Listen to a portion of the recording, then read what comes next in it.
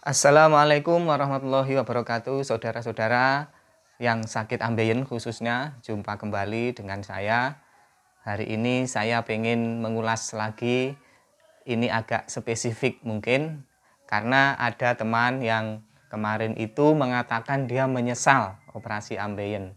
Padahal dia baru 5 hari ya, belum seminggu operasi ambeien itu karena dinamikanya atau perubahannya itu drastis dari sebelum ambeien, ya mungkin tidak bisa BAB atau bukan tidak bisa ya, belum lancar BAB, terus sakit nyeri dan macam-macam.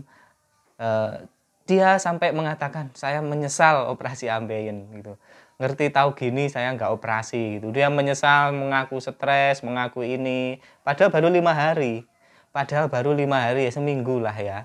Nah, inilah yang barangkali para saudara-saudara semua yang pengen operasi atau yang sakit ambeien itu perlu berpikir.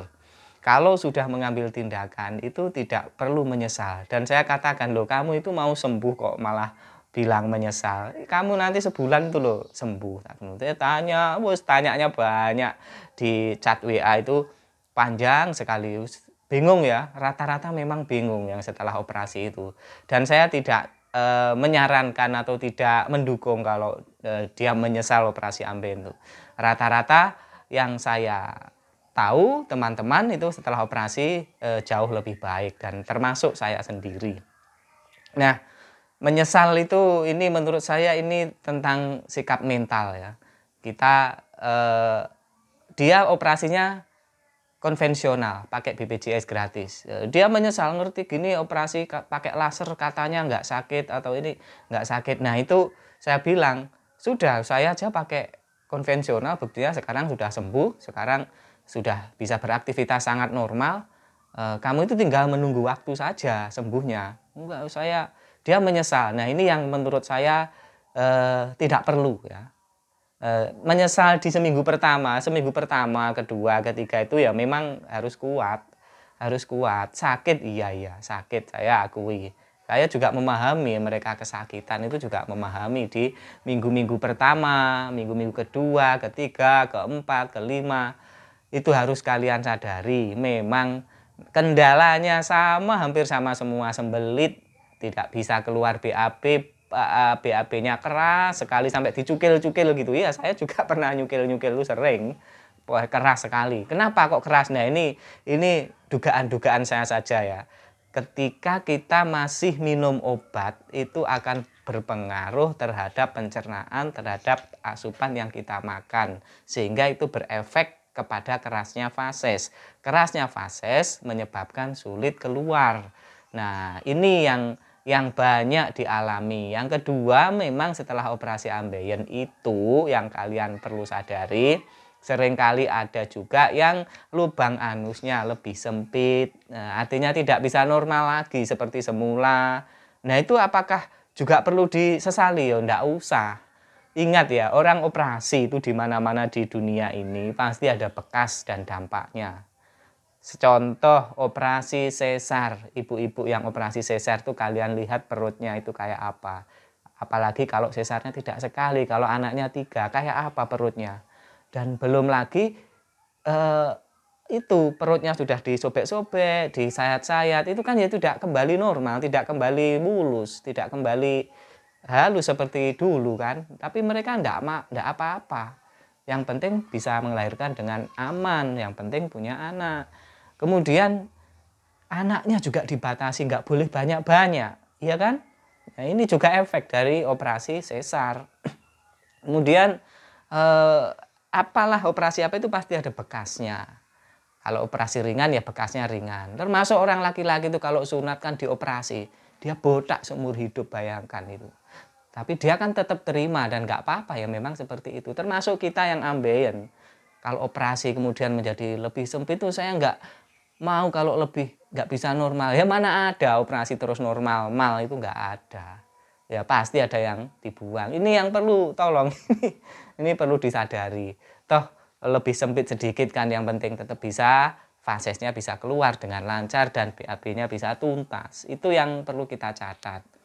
Nah, kepada yang seminggu setelah operasi, 2 minggu setelah operasi, 3 minggu, 4 minggu yang masih bolak-balik rebahan, masih belum bisa BAB, ada yang 4 hari, ada yang 5 hari, 6 hari, tenang saja. Itu nanti akan keluar pada waktunya. Ya, kalau kalian kesakitan begini begitu ya anggap aja itu cobaan. Gimana? Saya nggak bisa menyarankan. Gimana agar tidak sakit? Ya nggak bisa, semuanya sakit. Saya apalagi dulu sakit sekali. Nyukili fases itu berapa kali saya? Sering kali. Bahkan sehari pernah saya hitung, saya berkali-kali sampaikan. Bolak-balik ke kamar mandi mau BAB tapi tidak keluar. Bahkan lebih dari 10 kali dalam sehari. Nggak kenal waktu. Ada yang tengah malam, ada yang siang, ada yang pokoknya macam-macam, perut mules. Kita sudah yakin mau keluar, ternyata zong, ternyata hoak, ternyata di PHP. Nah, itu berkali-kali. Nah, bagaimana kita menyikapinya ya?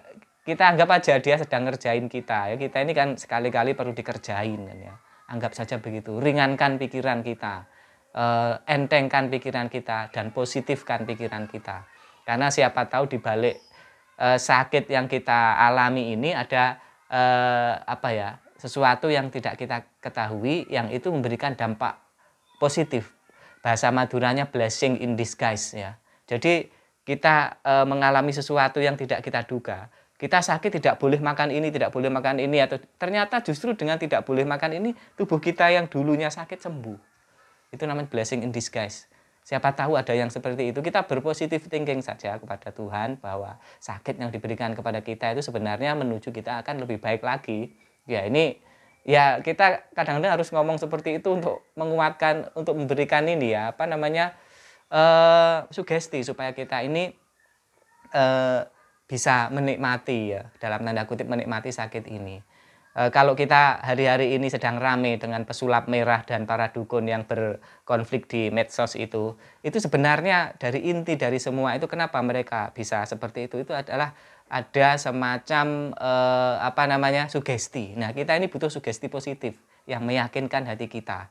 Orang pergi ke orang pintar kemudian yakin, itu sebenarnya sugesti saja. Termasuk obat, minum obat itu yang lebih besar ada pengaruhnya itu dari sugesti kita sendiri, keyakinan kita. Nah, maka dari itu bagi kalian yang hari ini masih molet-molet, masih linu, masih nyeri, masih ini benjolan, ini banyak juga yang mengeluh benjolan. Sudahlah, benjolan itu biarkan saja. Nanti sebulan setengah atau bulan itu kempes. Kempes yakin saya. Karena banyak sudah yang mengalami dan mengakui itu, sudah kempes. Jadi kecil, jadi daging. Ya memang sakit awal-awalnya. Nggak usah dioperasi lagi, nambah sakit nanti. Nah, ada yang menyarankan dokter agar operasi lagi. Nah, sarankan saya tunggu berapa bulan. Kalau memang tidak mengganggu nggak usah. Ya karena ya sakitnya seperti itu kan kalau kita operasi. Nah, yang punya benjolan 1, 2, 3, 4 di lubang di bibir anusnya itu nggak usah terlalu khawatir kalau itu masih dalam masa seminggu, 2 minggu, 3 minggu, 4 minggu atau lebih sedikit lah ya. Itu efek dari mungkin ya dioperasi terus memar atau terus tegang otot-ototnya kemudian benjol. Itu mungkin seperti itu dugaan saya. Saya bukan dokter, ngarang-ngarang saja. Tapi berdasarkan yang saya baca, yang saya dengarkan dari YouTube dan macam-macam, kira-kira seperti itu. Dan saya melakukan sendiri, ada 2 benjolan di kanan kiri yang awalnya saya bingung, ternyata itu kempes. Sampai sekarang kempes, mengecil sampai kecil kayak daging yang diraba itu cuma kecil sekali dan tidak mengganggu sama sekali. Jadi begitu ya saudara-saudara, tenang, pikiran tenang, positive thinking, nggak usah panik, makan tetap biasa. Termasuk makan, oh iya ini banyak yang bingung makannya apa ya. Tak jawab saja ya, makan nasi, sayur pakai lauk mas. Dia khawatir nggak makan ini, nggak makan ini. Asalkan mengandung serat itu insya Allah aman.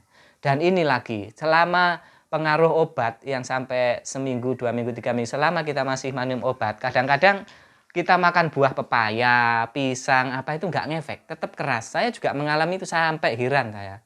Saya dulu juga begitu, sudah makan pepaya habis 2 hari itu, habis 1 pepaya yang gede, makan ini, tetap keras, tetap sulit BAB. Saya sampai bingung, ini sebenarnya apa penyebabnya. Terus saya pikir-pikir, mungkin ini pengaruh obat dalam beberapa hari setelah operasi itu, sehingga buah-buahan, sayur itu seperti nggak ngefek. Nah, kalau Anda mengalami seperti itu, jangan khawatir. Banyak itu kasus yang sama seperti itu dan nanti akhirnya tuntas.